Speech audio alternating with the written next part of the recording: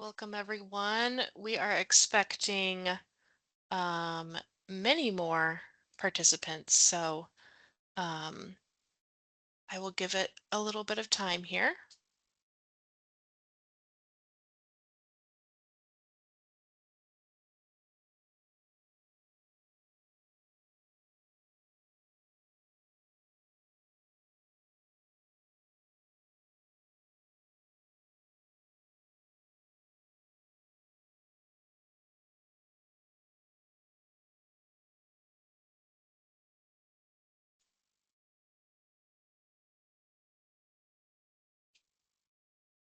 Jesse, did you already start recording, or did it start recording automatically? It says started automatically per the meeting organizer's settings. So when all of these were set up, Andrea had them set to record as soon as you start the meeting, apparently. Perfect. Well, it's already going.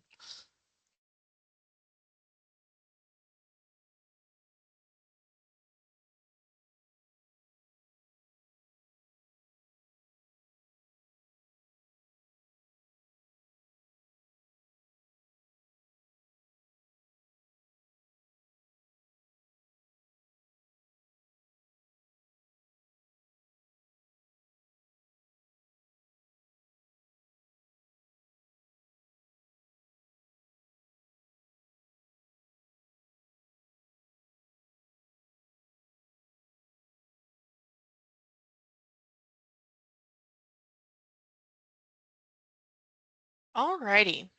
I'm sure a few more folks will be joining us in the next few minutes.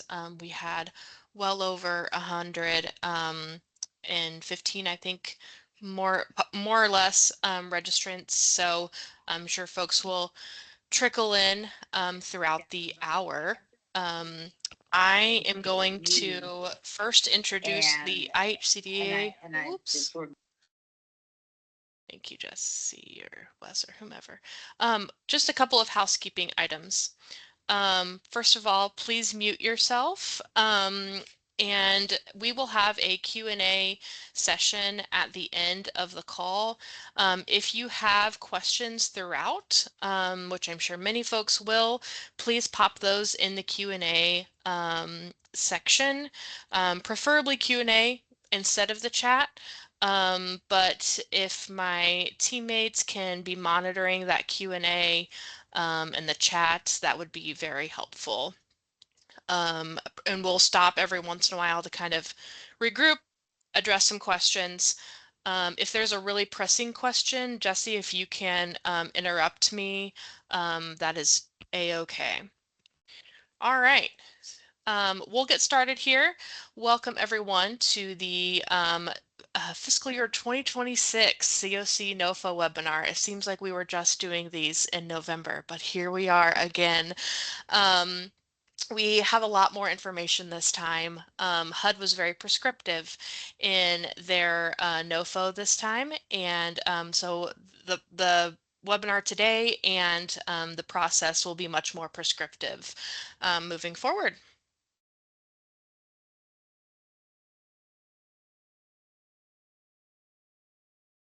It's not letting me advance. There we go. All right. For the agenda, we're going to briefly discuss definitions. There's a lot of acronyms in this program, and I know we've got some new folks on the call who might not necessarily be current grantees or even our current grantees, and it's always good to have a refresher.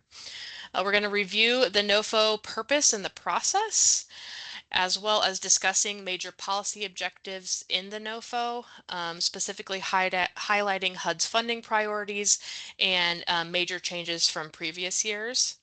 And then we're going to talk briefly about the Indiana Balance of State Board considerations that are currently being considered, and then considerations for your project specifically. And then we'll have some Q&A time at the end.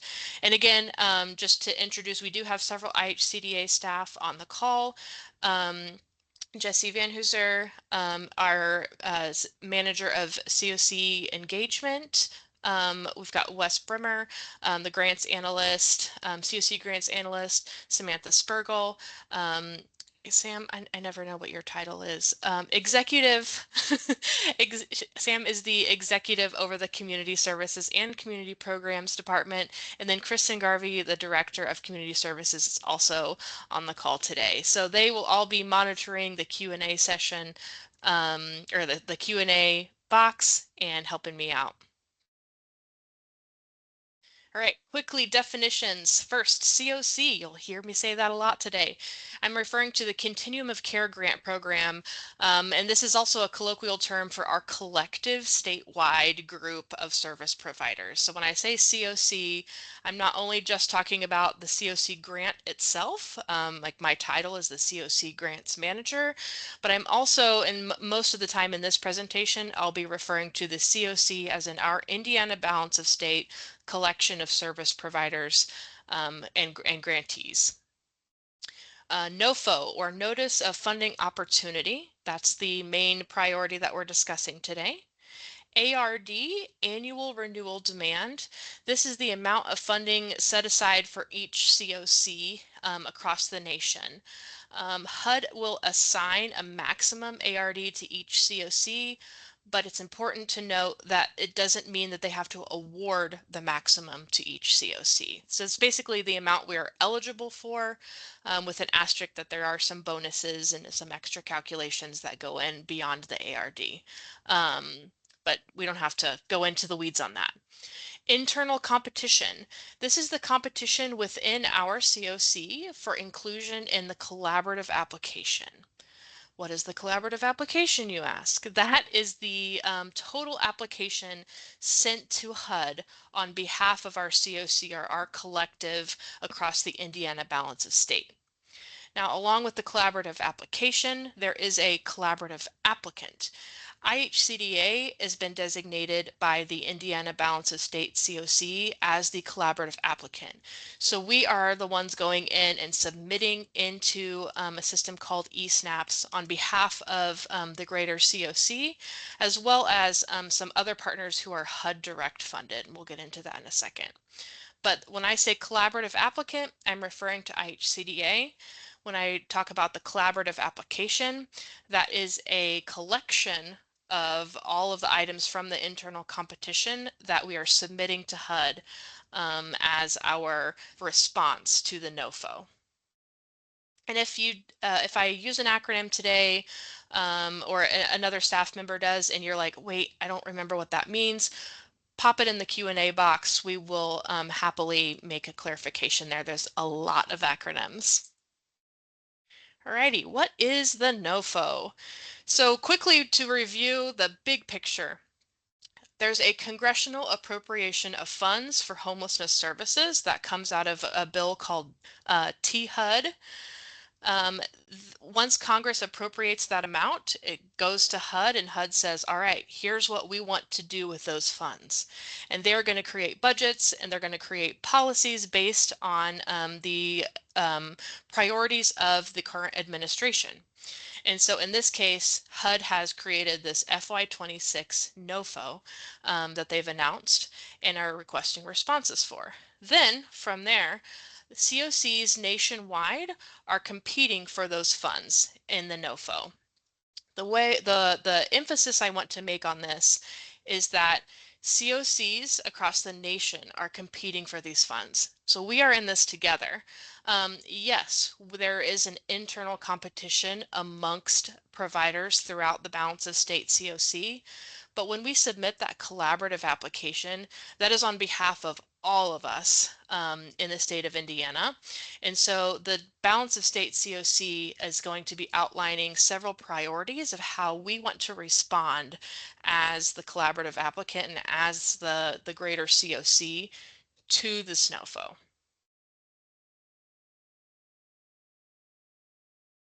The collaborative application process, so it starts with your individual project, and I wanted to include this graphic because they all kind of feed into that collaborative application. So you as an agency have an individual project. Maybe it's a new initiative that you just started serving a specific population that you're hoping to be funded through this NOFO. Maybe it's something that you've been doing for 20 years and you are hoping to renew your funding for the project. Either way, that is an individual project specifically designated for you and your agency, aligning with local service needs, what kind of service models that you have, the staff available. That's when you're thinking strategically on your more micro level. I know it's macro for all of our service providers, macro of what they do, but if you think of it as the greater, countrywide process of the NOFO, we're starting in the micro phase. Then there is the internal competition, and this is really governed by the Indiana Balance of State CoC board to cover the overall strategy and the priorities of the Indiana Balance of State CoC. Finally, one thing to mention, the policies that will be governing this process are created and voted on by the CoC Board of Directors, those that are non-conflicted. And when I say non-conflicted, I mean those who will not be subrecipients. These are folks that work in the field but don't necessarily receive funds from these grants. And then the ranking and scoring is also approved and completed by the CoC Board of Directors as well.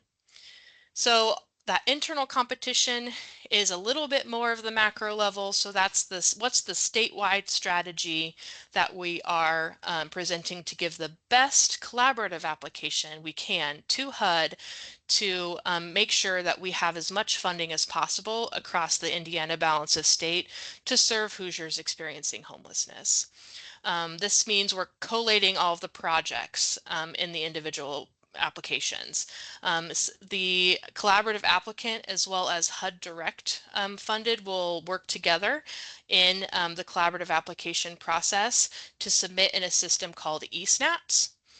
And this is really kind of the final step of sending our package, putting our best foot forward to HUD. So if you remember the graphic a couple of slides ago, we're into 2026 now. The specific numbers for that graphic that I mentioned earlier is starting with Congress. 4.04 billion was appropriated by Congress in the T-HUD bill this year. Then from there, HUD announced several priorities. More specifically, their priorities are planning costs are set at 5% of annual renewal demand. At least 104 million must be used for new DV or domestic violence bonus projects, which can include transitional housing. 3, at least 430 million must be used for permanent housing for families with children. That's PSH and RRH are both considered permanent housing. Up to 1.3 billion has been set aside for new projects ranked in Tier 2, priority for new transitional housing and SSO supportive services only projects. And then the 5 kind of big pillar of their priorities is recaptured funds were not included in the ARD like they have been in the past. So these are kind of their 5 points that are governing where they're putting money in this NOFO.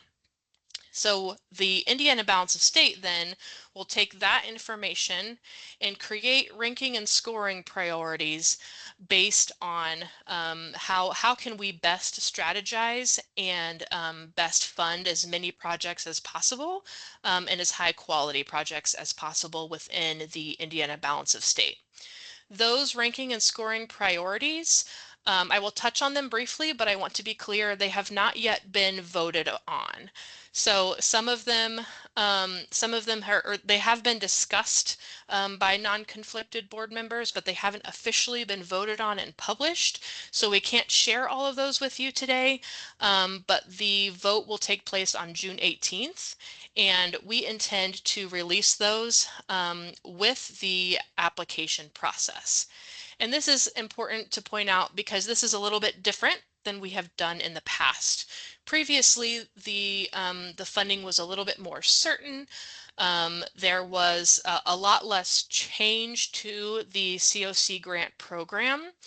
And because of a little bit more uncertainty this year and the changes that we've seen in HUD's priorities, that second box that we're looking at here, the CoC Balance of State Board is going to release the funding priorities and scoring criteria along with the questions and application process. So you'll know exactly what you're being measured against when you are going to complete your individual application.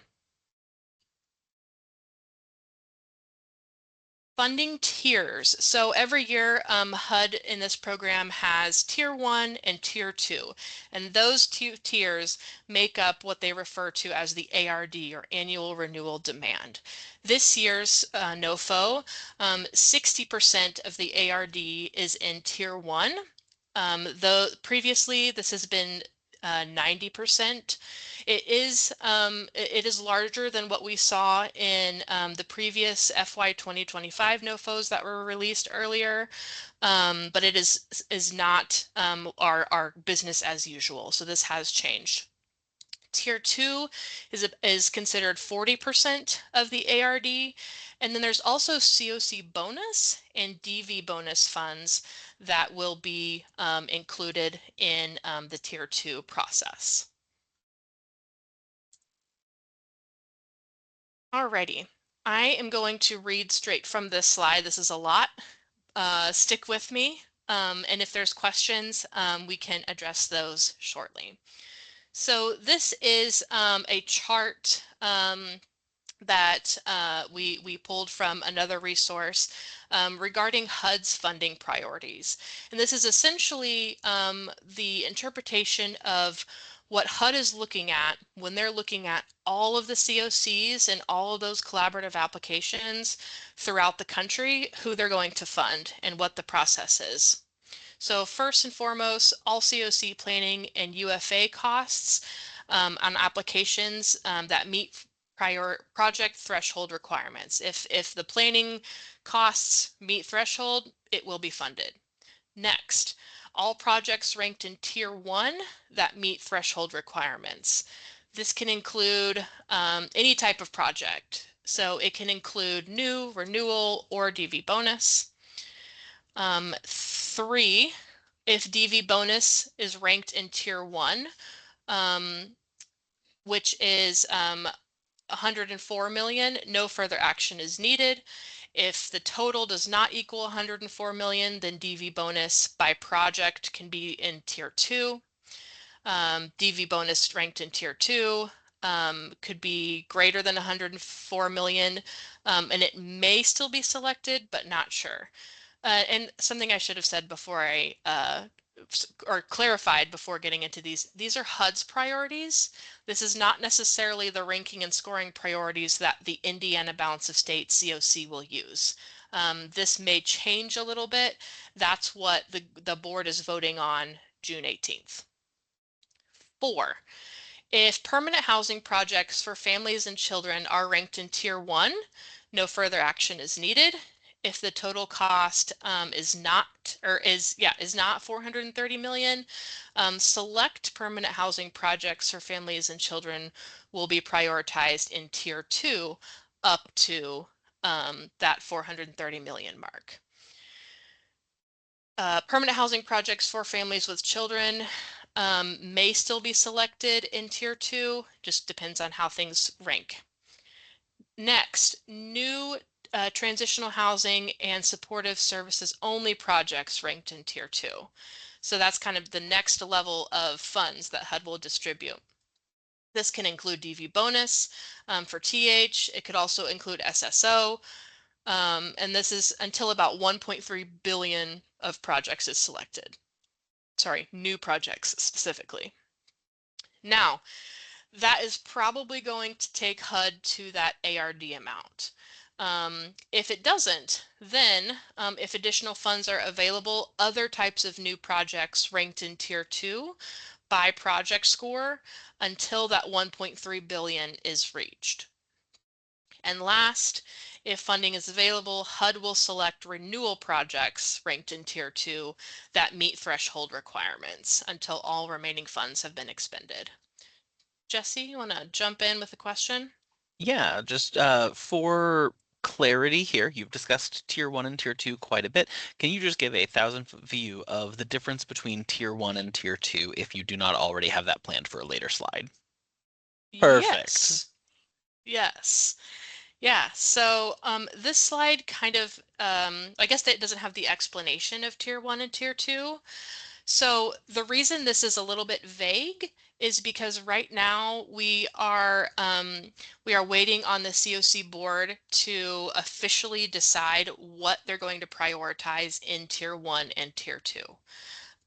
Based on HUD's understanding, which is this sheet, basically they're saying here's what is going to make up. Oh, here I am. Realize I'm on the wrong screen. So based on what HUD is saying, their tier one is going to be right around here. So we're looking at permanent housing and domestic violence bonus projects, specifically permanent housing that serves children and families. Then their tier two is going to be what's ranked after that. So priorities in tier two are going to be transitional housing and supportive services only projects. Any project type can rank in tier one, um, but tier two is some of these things are going to be prioritized. And I want to pause here because again, going back to this slide, every CoC can decide specifically if they want to be more restrictive or change the priorities in their CoC in what can go in tier one versus tier two. So again, just back up real quickly here. Congress appropriates the funds. HUD creates their policy. That's that slide with all the different points that we just went through. This is how HUD is going to score and disseminate their funds. And then the CoC, our CoC, the Indiana Balance of State CoC, will determine from there what our priorities are to maintain something that is competitive, that will achieve the goals of our state and our service providers and maximize the amount of service that we are able to provide to Hoosiers. But we will, again, we will have those specifics for you in those ranking and scoring priorities after the June 18th board meeting. All right. Taking a breath. So the next section is discussing specifically key changes in the program sorry, I shouldn't say in the program, in this year's NOFO that are different from past NOFOs. And I should also note there are several changes that are different from the NOFOs that we saw in December and November. First and foremost, the bonus formula is dependent upon the CoC structure, and it's more competitive this year. So in previous years, bonus like DV bonus and CoC bonus were calculated a little bit differently. That's going to be different this year. And our board will have to decide where they want to rank bonus projects. No special protections or guaranteed funding except planning grant. Previously, Tier 1 funding was pretty much guaranteed. Technically it wasn't, but generally speaking, it was. It's kind of one of those things that we could all just assume. At this point, HUD has made it clear there are no protections or guarantees, with the exception of that planning grant. And so again, our CoC board will need to decide how to make our whole application as competitive as possible. Next, priority will be given to new TH or transitional housing and SSO, supportive services only projects. So if we have a bunch of new applications, the priority again is for those that are TH or SSO. Renewals are deprioritized. So where our HUD is encouraging us to rank new projects above renewals. Set aside for families with children. Permanent housing projects for families with children are prioritized over other permanent housing types. And then there is an expanded eligibility for PSH. If you have if your PSH project is dedicated, considered dedicated plus or not dedicated to chronically homeless, that has changed a little bit. And we can provide some more guidance on exactly what that means at a later time. Updated definition of self-sufficiency. HUD has redefined self-sufficiency as the ability to meet basic needs, including a place to live without public or private assistance. An expanded definition of a risk review and a merit review. So these risk reviews and the merit reviews are organization specific, not just project specific, and not just CoC specific. We'll detail that in a little bit. Contracts will include language relating to administration priorities and executive orders. We'll discuss that a little bit later. And then changes to the rural special NOFO set aside cost eligibility. We only have 2 projects that this will affect, so we'll be providing some really specific TA to those 2 projects at the time. And then last, there is an emphasis in the scoring priorities on no returns to homelessness, or prioritizing success is, no returns to homelessness, and an increase in employment income. A lot of times in the past, HUD has considered it just an increase in income, and they're really focusing right now on increase in employment income specifically. Jesse, what else you got for me? Yeah, just one tiny note on the middle bullet point about expanded eligibility for PSH. Notably, this NOFO expands that eligibility, but it does not mandate that coordinated entry systems or COCs must expand that eligibility. So while a project may, from HUD, be eligible, currently our coordinated entry system does not allow for category 2 to be prioritized for, or be really even assessed at all, but be prioritized for permanent supportive housing. So therefore, future guidance on that would have to come after an overhaul of the coordinated entry system in some capacity, just making sure no one immediately thought their project can begin serving people that are category 2. Yes, thank you. That's a really good point. And I'm going to pause there on that point because, again, what we're sharing right now is HUD's priorities, HUD's goals. We as a CoC will change these a little bit. So we will not change, but we will have a potentially more restrictive approach. We can always be more restrictive than HUD. We cannot be less restrictive. Alrighty.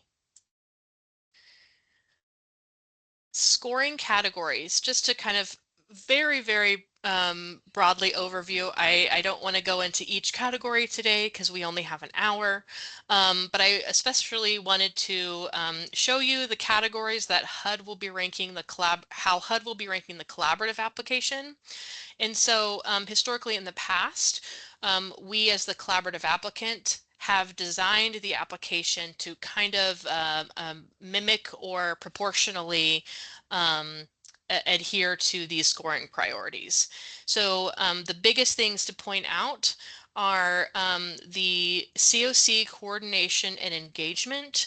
The sections listed under that and the questions related to this section have a huge weight on how ranking and scoring will take place, and there will be more questions related to this this section.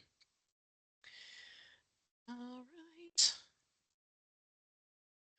Oh, and again, the questions, the guide, the points, point values, and the scoring and ranking policy will all be released at the time that we release the application as well.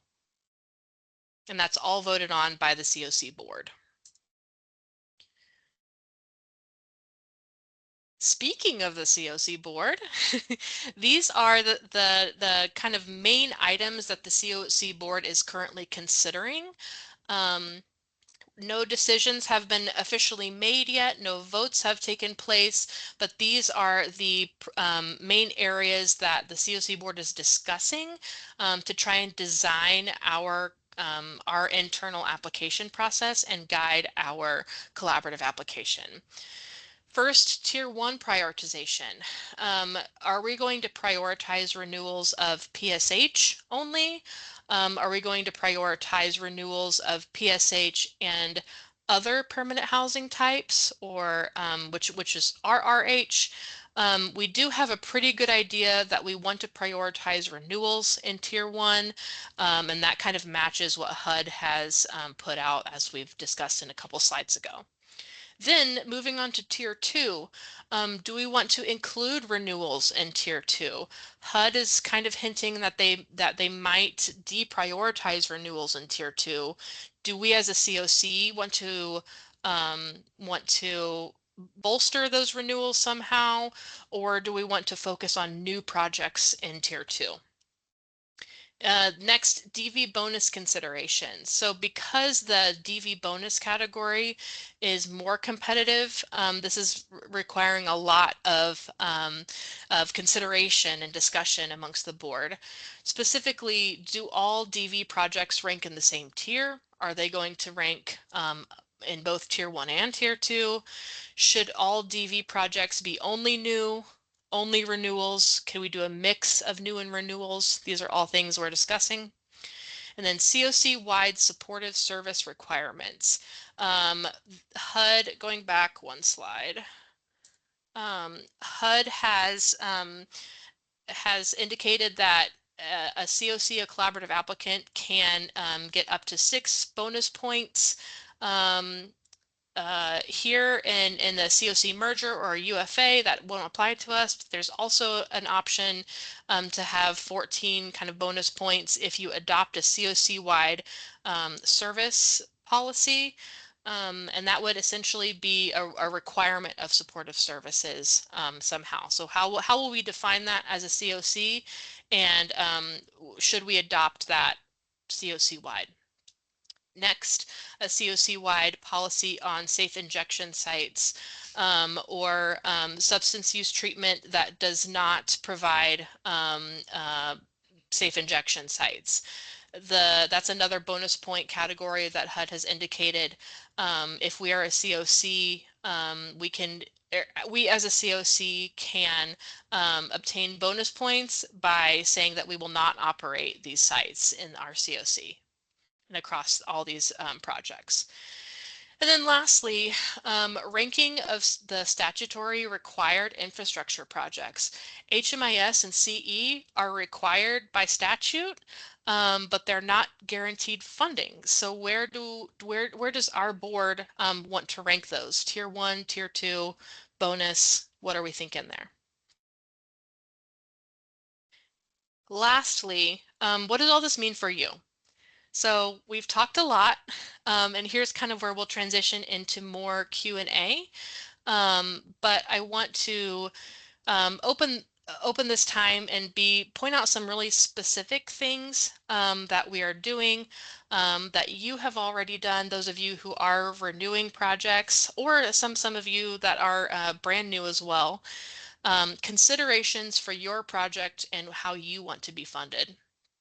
First of all, something that we want to point out that's really, really critical as we consider new transitional housing projects. Nonprofit entities cannot administer rental assistance in transitional housing. They can use leasing and operation costs to cover those, everyday expenses of management fees, keeping the lights on, all that stuff. But for a lot of our projects, this requires a program change. If you are a PSH project and you're considering transitioning to transitional housing, you will no longer be able to administer that rental assistance kind of like on a tenant-based version, sort of like a voucher. You will have to shift to leasing and operation and administering those funds as an organization, not on a tenant by tenant basis. And I know we'll have a lot of questions about that. We're going to be providing a lot of TA on that as we talk about who is transitioning and how that might work. So if that scares you, it's okay. We will work through it together. We have some ideas already, but we'll get into that at a later webinar. Low scoring PSH, especially those that do not serve families with children, will most likely need to transition to transitional housing or identify alternative funding outside of CoC funds. This is expected. This is kind of what we have anticipated since the November NOFO and what we've been talking about the last few months. On that note, we did conduct the pre-test a few weeks ago, months, I don't even know, time is irrelevant, a few weeks ago, and we have finally really honed in on those scores. We completed the scoring and ranking, and then the NOFO dropped, and then we did a little bit of adjusting based on the NOFO. So there are still scores that will change, but we wanted to consider it. I shouldn't say based on the NOFO like policy points. We looked at the funding categories. So we looked at who will most likely fall in tier 2 based on what HUD is saying, who will most likely need to transition based on what HUD is saying, that kind of area. Those actually went out this morning. Those we provided letters with everyone in a median score. And those letters will provide you with some more information. We're going to start scheduling meetings with folks who are below the median score and potentially need to transition or consider transitional housing transition grant for your low scoring PSH project.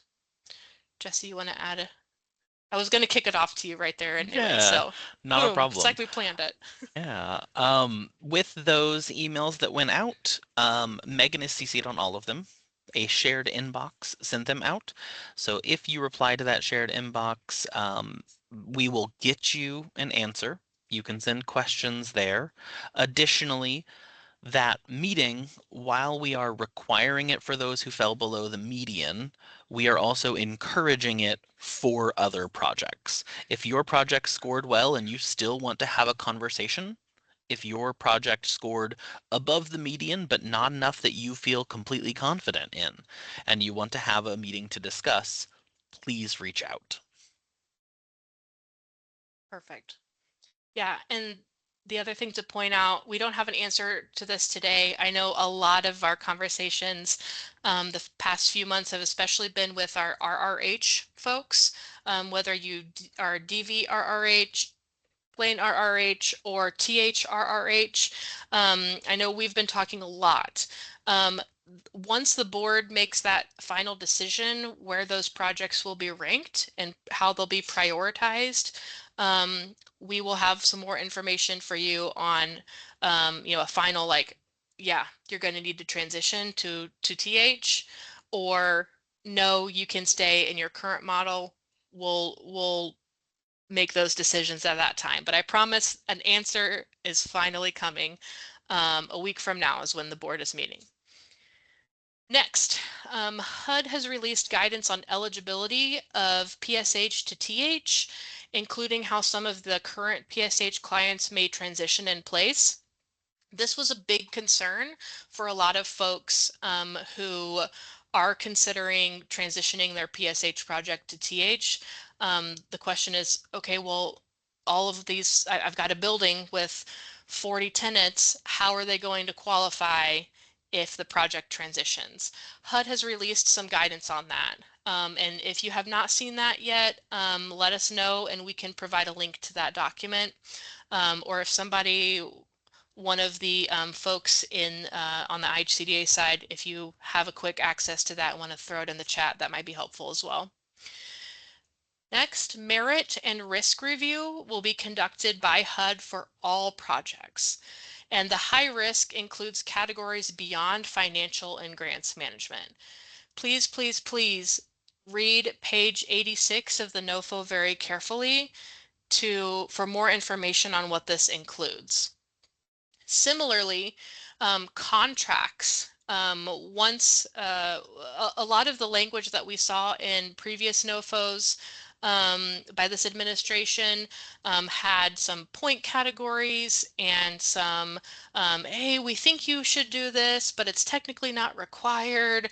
That has, we now know from the NOFO that those items will be included in award contracts, and that's on page 106 of the NOFO. So please review those two items as you're thinking through your project application, and make sure you're thinking through how that affects what you do and how you might apply. So one thing I realized while I was going through this that I did not include on this slide that I should have.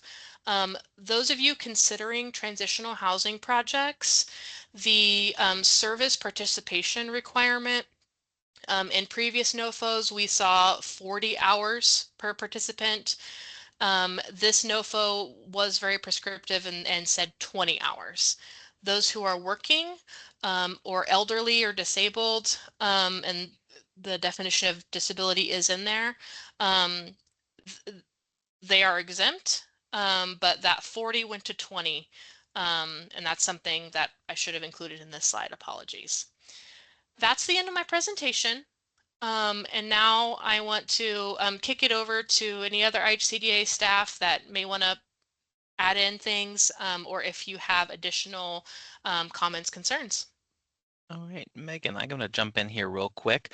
On this slide specifically, just referring to that guidance on eligibility of PSH to TH. For clarity, this is the exact same disclaimer I gave earlier in this presentation, but as a reminder, HUD's guidance is a starting point, and we then have to ensure that our system functions in a way that works with that guidance. The guidance is now in the chat. I just linked it to everybody, but it provides some rather limited areas where an individual in PSH or rapid rehousing in a permanent housing situation may be eligible for CoC funded transitional housing projects. This guidance has not yet been implemented in the coordinated entry system. We do not have this process constructed yet. Given that these projects would not begin in the next month, given that these projects are not imminent, we would be working to create the system that would allow for this guidance to be implemented by our CoC before it is needed. Just covering out there that right now it's not, but it could be in the near future. Yes. And then, oh, go Sorry. ahead. Sorry, Jesse, that applies to all of these things. So we're talking about a competition right now. We're talking about a notice of funding and the changes of the program models that will be funded in most of these projects would start in 2027 at the earliest. So remember, everything you're reading right now, this is not like, okay, as soon as, this starts tomorrow, or this starts even when my project renews. We're still governed right now by the FY 2024-25 NOFO. And so your projects right now are following those rules. These are new rules that will start in the future. Yes, fantastic point, Megan. We had a few questions. I just want to make sure that in case anybody has the same questions. One was, where's the guidance on PSH to TH clients transitioning in place? In the chat, there's a link. The other question that did not get explicitly answered yet was, and somebody's organization did not necessarily fill out the pretest, are they still able to apply for funding? Kristen responded there that yes, you will still be able to apply. The pretest was not required. It was an option for people to be able to have an understanding of that where their project may have ranked theoretically. Again, it was a rough guess. This will not determine final score. Megan, anything you want to add on to that question? No, Okay. ditto. And then the last question, we just got one in. Can you provide clarity, and this is probably for you, Megan, on how a transition grant works? I know that the NOFO says we have a year to transition our project to the new project type, but how does that work in practice? Yes, great question. We are working right now with a consulting group that they're really industry experts on this process. They have done it many times. We have not. I think it's been a very long while since IHCDA and the Balance of State CoC has had this. So what we're working on right now is first putting together transitional housing policies and a transitional housing policy manual. And then we will be putting together more specifics on how that transition actually works. So we know where we are, we know what the PSH policies are, we know what we'll soon know what the transitional housing policies are, and then the next step is what happens in between. So I, and I don't know if Kristen, if you wanted to add anything here, we'll probably do multiple trainings on this subject. I don't want to like go into the weeds on this call right now, but I do promise you, Jennifer, we will have a lot of training on this process, and it'll be specific to the projects that are going through the transition process. Yeah, Jesse? Oh, I was gonna wait to see if Kristen had anything to add there, but I've got another point to follow up after. I don't. I think Megan summarized that. We will be walking you through this process because it's going to take an awful lot to kind of shift gears as we move through all of this. Oh, one thing that is important to mention though, we do know that transition grants are considered new projects by HUD. So if you are a PSH grant and you're scoring low, you just got that letter from us and saying, hey, you probably need a transition, or you're going to be in, at the bottom of tier 2. If you want to transition to TH, that makes you a new project and that could move you higher in tier 2. So that's a really important point I should have mentioned. Now, the one point I want to throw in here, and this is something that we discuss kind of passively every year, but once the application drops, once the guidance is out and the jot form is open and people can apply, we will continue to have office hours, webinars, uh, Q&As. We will have opportunities for information. There will be a rather strict deadline, but do not feel like you have to submit the application the day that it goes live.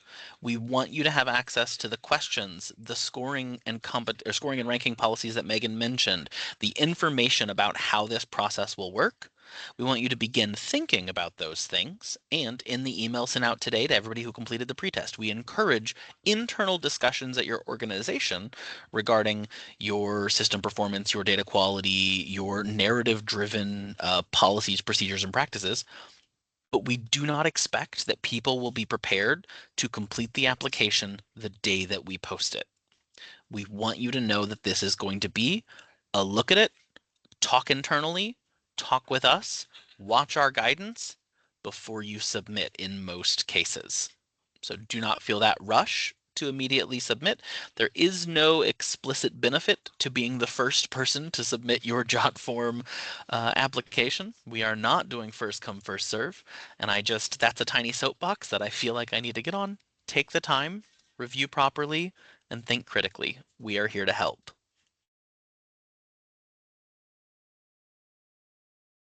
Do we have any other questions that we need to address? We've got, let's see, what time is it? Nothing About that 10 hasn't minutes left.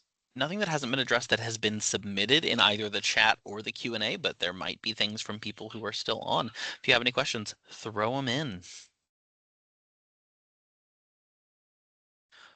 The email today came from cocnetwork@ihcda.in.gov, and the email went explicitly to during the pretest for those who submitted the pretest.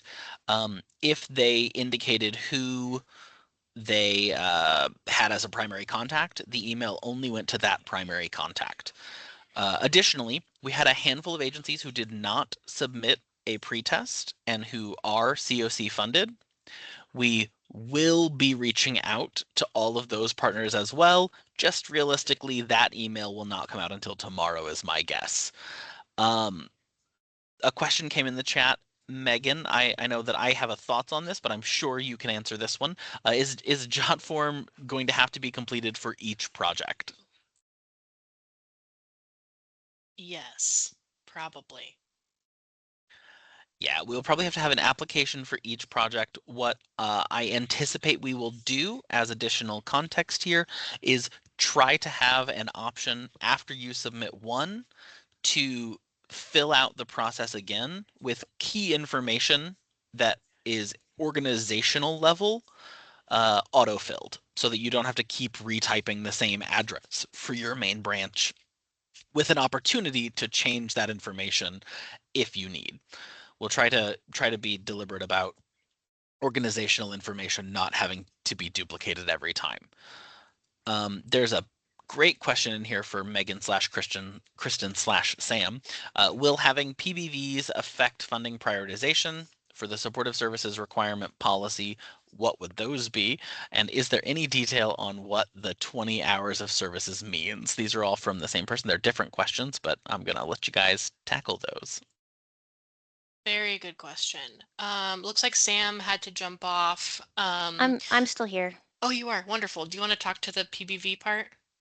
So I can, yes. So if you have a HAP contract with PBV or you're going to be getting a HAP contract for PBV, you would not be eligible for submitting a PSH project, but you could still submit an SSO project. And we would probably want to talk with you to because there is the possibility that that may end up being ranked lower than a standalone SSO that is not tied to a previous PSH project. I know IHCD also put out last year, going into earlier this year, a RFP for project-based vouchers, specifically for projects that specifically for projects that could potentially have a loss of PSH because of the NOFO in November. We are discussing internally what that could look like. And then Jesse also just messaged me with SSOs, there are some really critical nuances, and we can get this out because I think this goes to another question on the supportive services requirements policy. So first, there are a set, IHCDA and the Continuum of Care Board will be refining what will be allowed under the SSOs in terms of eligible activities following the regulations. And then secondarily, HUD has put out in its older guidance, but very helpful, and we can get that out to everyone as well, as to the differences between an SSO standalone project and a non-standalone project. And how it is considered a PH or non-PH project. So we will get that guidance out to everyone as well. I'm not going to say this isn't complicated, but I hope that answers your question. And then the last question, is there any detail on what the 20 hours of services mean?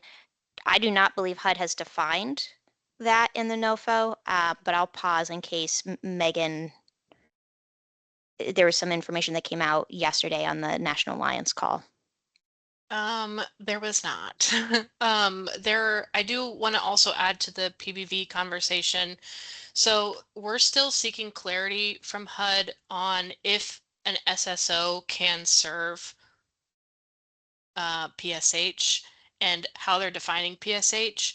So it seems like if you have PBVs, you can still have that standalone PSH, or standalone SSO. You can't have an SSO serving a COC funded PSH. It has to be like, that's still considered like permanent housing. We're figuring that out. That's part of the ranking policy. Again, that's what the board is considering currently and will be voting on the 18th. So we'll have that guidance then. Same thing with the supportive services policy. We do have a drafted policy that the board is considering regarding supportive service requirements. And when I say requirements, I mean